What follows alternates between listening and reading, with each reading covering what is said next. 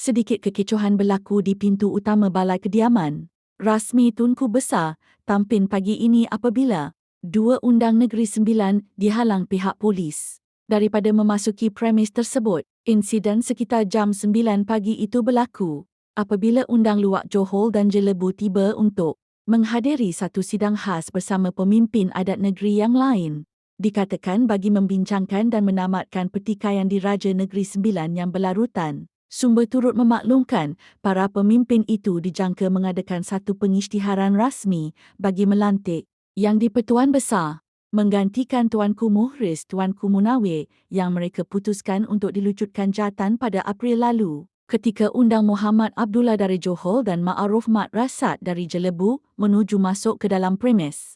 Ketua Polis Daerah Tampin Amiruddin Sariman bersama beberapa pegawai lain dilihat mengawal pintu masuk dan tidak membenarkan mereka memasuki premis tersebut. Keadaan ini menyebabkan ahli politik veteran Rais Yatin yang mengiringi para undang tersebut mempersoalkan tindakan polis. Anda menghalang orang daripada memasuki premis sebuah institusi yang diberi kuasa di bawah Perkara 18 Perlembagaan Negeri Sembilan. Mereka ini ialah Undang Luwak Johor dan Jelebu yang merupakan pembesar negeri.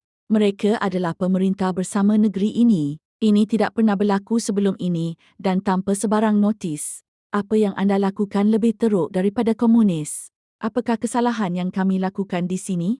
Ini adalah kerabat di Raja Negeri Sembilan, kata Rais kepada pihak polis. Kekecohan tersebut berlangsung kira-kira 10 minit sebelum Tunku Besar Tampin Syed Razman Syed Idrus datang ke pintu utama dan bercakap dengan Amiruddin. Syed Razman memberitahu pegawai kanan itu bahawa dia telah pun bercakap dengan Perdana Menteri Anwar Ibrahim dan Ketua Polis Negara yang dikatakan telah mengarahkan polis supaya tidak menghalang undang berkenaan masuk.